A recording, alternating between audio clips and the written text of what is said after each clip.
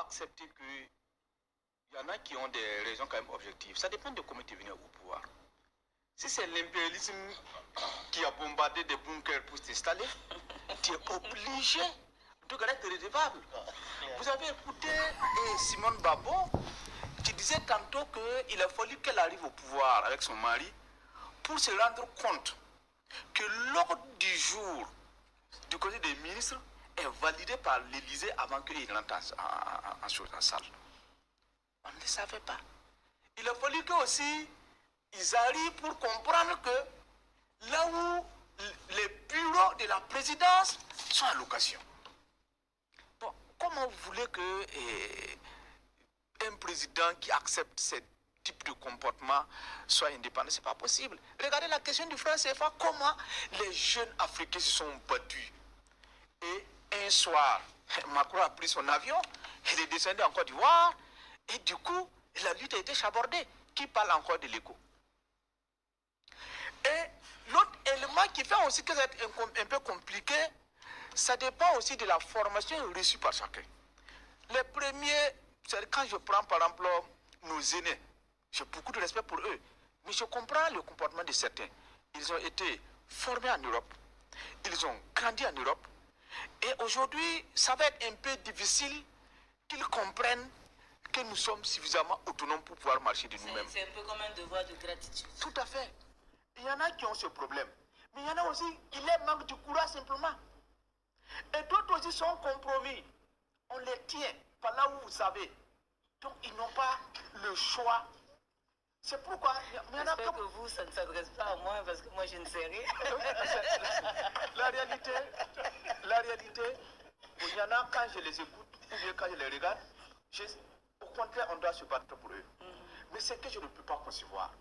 Lorsque vous n'avez pas le courage ou vous n'avez pas l'opportunité de vous battre pour votre peuple, pour l'Afrique, mais vous voyez des jeunes qui ont décidé de se donner corps et âme pour que leur pays soit libéré, pour que l'Afrique entière, pour ne pas dire tous ceux qui souffrent dans ce monde soient libérés, si vous n'avez pas le courage de le faire, et au moins l'intelligence et la bonne moralité, de les laisser tranquilles. Ça ne dépasse pas ça. Alors, Saint-Jimote Bayala, il y a ce que... je dirais, ce sens très poussé. Ils sont prêts à nager dans les bouts les plus insoupçonnés. Pourvu que ça leur donne des coussins pour leur sommeil. Pour leur CV, pour leur curriculum vitae, ils sont capables, tout en sachant qu'ils n'ont ni les compétences techniques, ils n'ont ni les qualités morales requises, les exigences de responsabilité pour adresser le destin d'un peuple, mais ils candidatent tout de même. Rien qu'à regarder la quantité de partis politiques qu'il y a, ou même à regarder le profil de certains politiciens, vous posez la question, si tout le monde mesure les enjeux et la responsabilité d'être au devant du destin national. Mais à côté de cela, quand on pose la question beaucoup plus globalement, qu'est-ce qui nous empêche véritablement? Vous savez que nos pays qui ont acquis les indépendances les ont acquises de diverses manières. Il y a ceux qui, par la radicalité, comme l'Algérie, comme Sékou Touré de la Guinée, ont su tout de suite empêcher le colonialisme de programmer l'œuvre coloniale, l'entreprise coloniale, de mettre en place le système de sa propre reproduction sur le plan militaire, pour reproduire les élites militaires, sur le plan politique à travers les bourses et d'autres mécanismes de socialisation politique, pour créer, je dirais, un inventaire, une cartographie de personnel disséminé dans tous les corps professionnels et à l'intérieur desquels on recrute des commis prédisposés à être de brillants valets locaux. Vous savez que Assimi Goïta disait lors d'une de ses sorties que c'est à l'épreuve de la gestion de l'État qu'ils se sont rendus compte que pour nommer un premier ministre en sa qualité de chef d'État souverain du Mali, il lui faut l'avis de Paris. Et on lui a écrit, on l'a même appelé pour lui dire qu'on a un premier ministre sous la main pour lui. Nous, on peut finalement faire un rapprochement avec nos réalités de premiers ministres qui sont arrivés un beau matin à l'aéroport. Et nous sommes demandés d'où viennent-ils, où étaient-ils et où veulent-ils nous amener. Ces oiseaux rares ont volé, mais finalement, les promesses n'ont pas tenu. Et nous avons jusqu'à tout récemment, un autre oiseau rare était venu, des hautes sphères de l'impérialisme, dans toute sa puissance. Voyez-vous, par la suggestion d'hommes et de femmes, dont nous ne contrôlons pas la totalité du destin, du dévouement à la patrie, alors le colonialisme organise le bradage de nos États. Il y a le troisième et le dernier volet par lequel on contrôle et on met sous dictature l'injonction d'accepter tout en le sachant et en ayant toute la clairvoyance. C'est Abdou Diouf, le président du Sénégal, qui décrivait les mécanismes par lesquels on lui a fait injonction, en tant que président de la CEDEAO à l'époque, de prononcer la dévaluation du franc CFA. Au moment où, plus que jamais, l'économie africaine montrait sa bonne santé, on l'appelle, la directrice du FMI, l'appelle pour lui dire qu'il doit dévaluer une monnaie qui avait commencé par ses propres mécanismes de résilience à créer une certaine stabilité. C'est comme ce malade en bonne santé à qui on impose d'aller se faire hospitaliser. Mais il nous montre très clairement que ce n'est pas de leur propre chef, mais il y a quelque chose de plus lourd. Et c'est Laurent Gbagbo tout récemment à son interview qui disait que lorsque Sarkozy lui a dit de financer son élection, il dit d'abord ça a été une surprise. Lui, il ne savait pas que les Blancs étaient pauvres. Mais ça lui permet de constater qu'ils sont pauvres et, deuxièmement, de constater, malgré sa prise de conscience, qu'il ne peut pas dire non à Sarkozy. Et malgré tous ces actes, l'ingratitude lui a été imposée, il a été vitrifié. Par l'acte de vitrification, on fait comprendre aux indisciplinés et aux indélicats qu'en dehors de la diplomatie de cajolerie, la diplomatie des couloirs feutrés, les accords secrets, si vous ne vous soumettez pas, on peut convoquer la force brutale. Voyez-vous, toute la menace qui pèse sur ces trois chefs d'État, ce n'est plus caché, c'est de façon assumée. Jean-Marie Bockel a dit, pour le cas du Niger, qu'ils avaient positionné 2000 hommes à Abidjan, prêts à intervenir sur Niamey. Vous savez, le crime de Thomas Sankara fait questionner certaines personnes quand on connaît le sens d'atrocité du colonialisme. Bien évidemment, par le choc thérapie, on arrive à dissuader certains chefs d'État d'un certain courage qui est naturel. Mais on a le sentiment que pour les autres pays, notamment les pays anglophones, il n'y a pas cette même pression qu'exercent les anciennes puissances coloniales. Mais pourquoi au niveau des pays de l'Afrique de l'Ouest, il y a toujours ce choc, il y a toujours cette volonté de dominer, de prendre à main le destin des populations? Non, mais c'est la nature du colonisateur. Vous voyez, on passe d'une colonisation à une autre colonisation, toute colonisation étant extrêmement nuisible, mais on constate qu'il y a des formes de terreur où on laisse un peu d'initiative à la victime. Mais là, dans le cas de francophones, pour ce qui concerne les pays francophones, je disais la dernière fois, quand on voit comment Mounier, Félix Mounier a été traité. Quand on voit comment Sankara a été traité, Lumumba a été traité, c'est-à-dire la colonisation nous soumet par la terreur, la violence, le crime permanent. Et c'est par ça qu'il obtient l'acquiescement de certains leaders. Mais j'avoue que lui, il a le droit de prendre toutes les initiatives de violence. Mais il nous appartient, comme le disait le docteur Zungrana, que nous ayons une dose de courage, de dignité, une volonté de puissance. Et je pense que c'est ce que ces trois chefs d'État ont eu. Et aujourd'hui, ça nous révèle que si les Africains décident de se mettre debout contre le colonialisme, ils triompheront. Ça nous révèle également que c'est possible. C'est possible. Voilà. Alors, docteur Négué. Oui, c'est tout à fait possible si nous avons la volonté, comme ce qui se passe dans les trois pays de l'AES aujourd'hui, qui certainement ne sont pas les seuls. Vous savez qu'actuellement, il y a des pays d'ailleurs qui ne font plus mystère de leur volonté de rejoindre l'AES. On a écouté le ministre des Affaires étrangères du Togo, Robert Toussé. Voilà. Donc c'est pour dire qu'il y a cette possibilité-là. Mais je pense que la véritable question ou le vrai problème, c'est ce que les deux copanélistes ont déjà dit. Le courage. Le courage. Le courage est surtout par la façon dont vous êtes arrivé au pouvoir. Mon grand frère Dr Zoungrana l'a dit. Si on a bombardé un bunker d'un président pour vous installer, je crois que vous réfléchirez par 1000 fois avant de tenter à dire merde ou à tourner le dos à cette personne-là. Il a parlé également, c'est vrai, vous avez tenté d'ironiser un peu en disant, quand on vous tient, par là où on sait, oui, là où on sait, ce n'est pas la présentatrice de l'émission. Mais quoi qu'on dise... Non, non, mais quoi qu'on dise, effectivement, quand Dr Zoungrana le dit, c'est important. Moi, je ne citerai pas de nom et je n'indexerai pas de président parce que contrairement à ce qui se passe dans d'autres pays où il y a des émissions, des analyses permettent d'insulter les présidents d'autres pays, on ne le fera pas parce qu'on a reçu une certaine éducation qui veut qu'on respecte notre vis-à-vis et surtout quand c'est un président, quelles que soient nos divergences. Mais il y a de ces pays-là où effectivement des gens ont clairement montré en quoi est-ce que ce n'est même plus le président aujourd'hui qui tient les rênes du pouvoir et que les décisions viennent d'où on sait que celle qui partage ses nuits vient.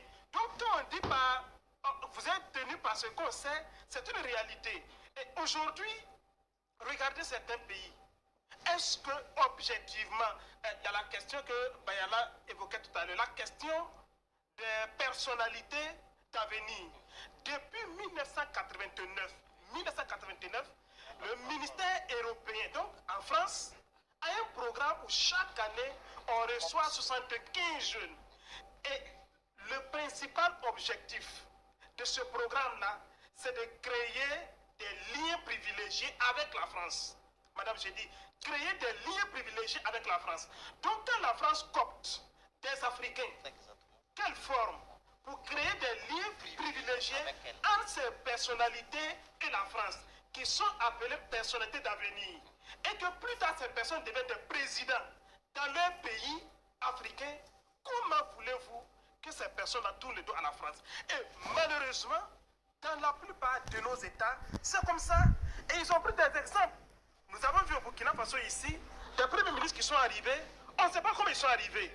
Même les militants des partis au pouvoir qui ont fait venir ces premiers ministres-là se sont étonnés. Mais on nous a dit, ces personnes avaient relevé l'économie. Il a fallu que des présidents comme Assimi Goïta arrivent, comme le capitaine Ibrahim Traoré, pour nous dire comment la France est capable d'appeler un président pour dire nomme un tel premier ministre, nomme un tel ministre de l'économie, nomme un tel ministre des Affaires étrangères. La réalité, elle est cruciale. Ces personnalités d'avenir, c'est un peu comme des agents dormants qui attendent. Absolument. Des agents dormants, vous le dites, pour parler comme les Russes, des agents étrangers. Des agents étrangers, oui, qui dorment, qui sont dans votre pays, qui sont financés, et comme le dit Blaise Keteka parfois, qui sont biberonnés, et vous pensez que ces personnes-là agissent par elles-mêmes. Fort malheureusement, c'est la France qui est derrière, c'est l'Occident qui est derrière. Et il n'y a pas que la France à la matière. C'est pourquoi nous disons, tout à l'heure vous disiez, il y a des gens en récriminant la US, on dit, vous quittez, enfin la CEDEAO est accusée d'être inféodée, d'être téléguidée. La US, est-ce que ce n'est pas le cas? Je rappelle que dans la dynamique de la US, il ne s'agit pas de couper les relations avec n'importe quel État, avec tous les États, j'allais dire. Il s'agit simplement d'avoir des relations, des partenariats respectueux vis-à-vis de notre souveraineté. Et pour cela, si c'est la Chine, si ce sont les États-Unis, si c'est la Russie, qui peuvent avoir des partenariats avec nous, mais en respectant notre souveraineté, je ne vois pas où il y a le mal. En tous les cas, la Russie a aidé à défendre la France et les Français chantent chaque année les louanges de, comment il s'appelle là, le président russe en son temps. Donc il n'y a pas que nous, qui avons besoin de la Russie. La France a eu besoin de la Russie. Et même aujourd'hui, les États-Unis, au plus fort de la crise ukrainienne, continuent de traiter avec la Russie. L'Allemagne le fait, sinon le front va les tuer. Alors, docteur Nevier, je vais rester avec vous. un échec cuisant. Honnêtement, et je crois qu'il y a des archives qui sont là pour l'attester. J'ai eu des émissions ici même et ailleurs où j'ai dit, les présidents ont dit que c'était une décision irréversible. On peut négocier, mais la nature de la négociation, les termes de la négociation ne doivent pas être ramenés les trois pays au sein de la CEDEAO. C'est comment on accepte que la CEDEAO est une entité désormais, l'AES une autre entité, et que les deux entités puissent cohabiter. Et ça existe partout. Mais vouloir que les trois pays reviennent à la CEDEAO, pour ce que nous savons, moi je savais que pour le président togolais, qui était de bonne foi certainement, je savais qu'il n'allait pas y réussir, mais le Sénégal, je savais aussi que ça n'allait pas aboutir, parce qu'en tous les cas, le Sénégal était même mal placé pour entreprendre une telle démarche. Dans la mesure où, dans le programme du PASTEF, le parti de Ousmane Sonko, dont le président Diomaye Faye est issu, il a dit clairement qu'eux également, ils allaient rompre les relations, surtout militaires et de toute forme avec la France. Donc aujourd'hui, quand vous écrivez cela noir sur blanc dans votre programme, vous êtes élu. Au lieu de mettre cela en application, vous venez négocier avec des gens qui vous ont facilité la tâche en traçant le chemin. Je pense que c'est fait fausse route et on n'allait pas certainement les suivre dans leur aventure. Pas quitter automatiquement la CEDEAO. Mais nous l'avons dit ici, et je l'ai dit aujourd'hui même. Il se trouve qu'aujourd'hui, la CEDEAO n'est pas une entité libre. Et c'est un secret de polichinelle, madame. Et je crois que c'est le président capitaine Ibrahim Traoré qui l'a dit, Macron est un mal nécessaire pour l'Afrique. Pour nous ouvrir les yeux. Pour nous ouvrir les yeux. Macron certainement est une calamité pour les Français, mais une bénédiction pour l'Afrique. Une béatitude pour les Africains. En ce sens que c'est Macron lui-même qui dit clairement, via RFI je crois, qu'il a appelé le président ghanéen en son temps pour lui, il va l'appeler pour lui dire de prendre des sanctions vis-à-vis des pays africains qui avaient fait des coups d'État. Mais quand Macron dit ça, quelle est la preuve encore qu'on veut qu'on mette sur la table pour montrer que la CEDEAO est télévisée? Il n'y a pas de preuve à chercher encore. Ça, c'est Macron qui le dit. Voilà pourquoi je dis qu'il est une béatitude pour les Africains et une calamité pour les Français. L'analyse de Dr Nebié quant à ces deux images qui sont tellement importantes pour accélérer l'appropriation du chemin de la souveraineté entamé de façon pionnière par ces trois chefs d'État qui essaient de repenser les frontières en dehors de celles imposées par les bouchers de la conférence de Berlin de 1985. Vous savez très clairement que le Bénin, et je dis le Bénin, le Togo, on peut dire qu'il y a des efforts immenses qui ont été faits par le président Yassingbe et Adéman, et qui a été l'un des rares chefs d'État issus de la communauté qui connaît très bien les limites objectives et les mises en cause faites par le Mali, le Burkina Faso et ensuite le Niger. Il n'est pas étranger aux reproches que ces trois pays font. Il a, en âme et conscience, comme le dit Joseph Kizerbo, on peut mentir à tout le monde, mais on ne peut jamais parvenir à mentir à sa propre conscience lorsque on est dans son vis-à-vis avec soi-même. Et dans son vis-à-vis, il s'est rendu compte que ses reproches sont bien fondés et il a d'ailleurs immédiatement à son initiative propre entamé un acte de médiation avec le Mali contre les mesures drastiques et criminelles qui avaient été prises dans un premier temps. Et il est même parvenu à sauver les mercenaires ivoiriens qui avaient été envoyés contre la sécurité intérieure du Mali. Et je pense qu'un acte de condamnation a été pris par la justice malienne pour riposter contre cette infiltration de leur système de sécurité intérieure à des fins de déstabilisation dans le cadre de l'amunissement. Il a travaillé et aujourd'hui, si la Côte d'Ivoire a célébré ces héros dont on ne connaît les faits de guerre, mais nous avons tout de même remarqué qu'ils ont été accueillis comme tels. Mais c'est le retour d'enfants qui avaient été mis en insécurité, dont la vie a été mise en péril par les aventures d'hommes politiques qui se soucient très peu de la qualité et du bien-être de leur population. Il a fait des efforts pour ce qui concerne le Niger. Il a secouru le Niger et tous les deux autres pays en offrant le port, son terminal portuaire, pour ravitailler conséquemment le Niger et le sauver des sanctions criminelles qui avaient été prises par la CEDEAO contre le Niger. Le corridor, il passe par Ouagadougou et vous voyez que dans la projection de l'AES, il y a un projet de voie ferrée de Kaya jusqu'au port de Lomé. Cela montre très clairement qu'il y a quelqu'un qui, historiquement, dès l'entame de ce processus de souveraineté et de caractère irréversible de la marche de ces pays hors de la CEDEAO, il y a quelqu'un dont on peut lui accorder toute la bonne foi et parce qu'il a des actes qui renseignent de cette prédisposition à la médiation.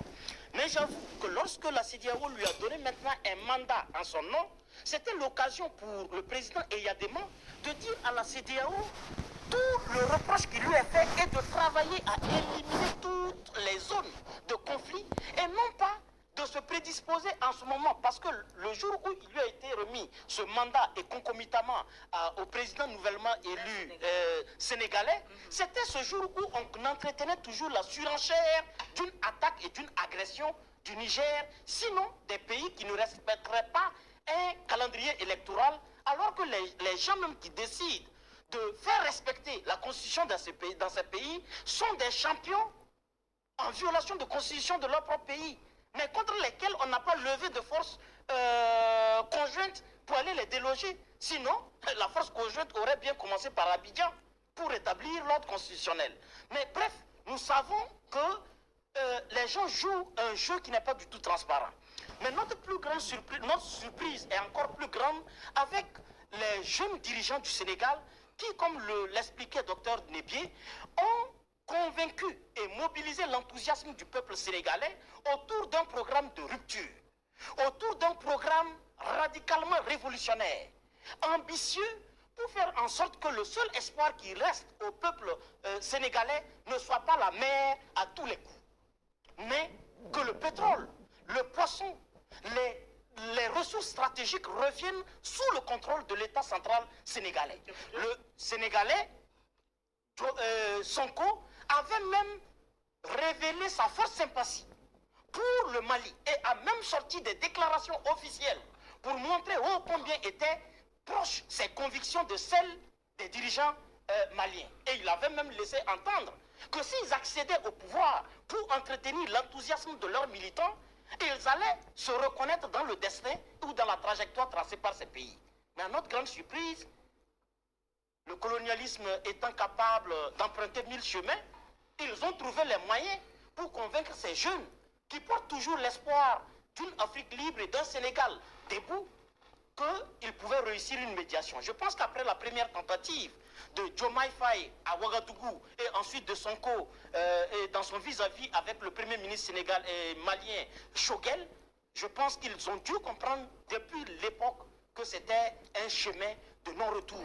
Ils ont par diplomatie, oui, ils ont constaté et vécu en live, en direct, comme on le dit, la détermination et le caractère irréversible et les conditions qui ne peuvent pas être acceptées parce que ces conditions, c'est de détacher la CEDEAO de son parrain et de son sponsor occidental. Chose que les dirigeants actuels de la CEDEAO ne sont pas prêts à consentir. D'accord. Alors, Madame Lawali, vous êtes toujours en ligne. Quelle lecture avez-vous fait dans le fait que si ces trois pays de l'AES quittent la CEDEAO n'a plus une même mise sur les actions qui doivent concerner ces trois pays. Et on sait que la France veut passer par la CEDEAO pour attaquer les pays de l'AES, en commençant par le Niger. Comme la dernière sortie de notre président, le général Abdurrahman Tchani, il a donné des détails près des camps qui ont été basés au Bénin et au Nigeria, avec les membres comment on appelle ça, des terroristes et des chefs terroristes qui ont été contactés. Toutes ces actions ne peuvent pas être menées sans l'aval de la CEDEAO. Donc si la CEDEAO n'a plus une main mise sur ces pays. La France n'a pas un carnet où elle peut inscrire les motifs de ces attaques. C'est la CEDEAO qui doit lui fournir tout cela. Donc, il leur faut un temps, et ce temps-là est arrivé jusqu'en juillet 2025, c'est ce qu'ils espèrent. Et nous aussi, on sera très vigilants, on ne va pas laisser cela arriver. On a compris, et l'hypocrisie, elle est très claire. Comment deux présidents vont se mettre en médiation, choisis comme médiateurs, parce que ces deux présidents, d'abord pour le Sénégal, on dirait que c'est des panafricains, c'est des pseudo-révolutionnaires qui sont arrivés au pouvoir. Et pour le Togo aussi, il est un peu l'ami des États du Sahel, parce que c'est lui qui nous a tendu la main. Donc les deux sont en bon terme avec les pays de l'AES. Mais que dira-t-on des autres pays qui sont prêts à attaquer les pays de l'AES? Alors que les pays de la CEDEAO comportent 15 pays. Sur les 15 pays, là, 2 veulent la médiation. Et si on peut citer le Nigeria, le Bénin, la Côte d'Ivoire, et il y a un 4e pays. Vous estimez que les médiateurs qui ont été choisis... Vous êtes là, Madame Lawali? Oui, je suis là. Alors, est-ce que vous estimez que les médiateurs sont de bonne foi, mais c'est ceux qui ont envoyé les médiateurs qui cachent un plan B derrière cette action? Voilà. Et on veut les utiliser pour aller parler à ces pays de l'AES alors qu'ils ont un agenda caché.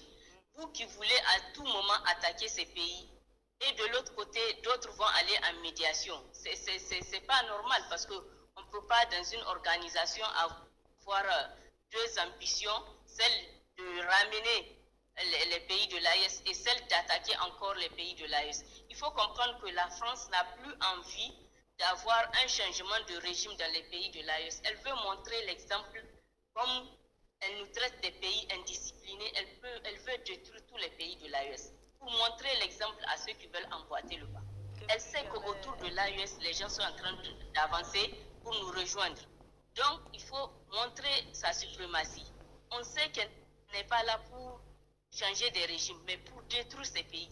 Et nous, on a l'instinct aussi sur ces terres.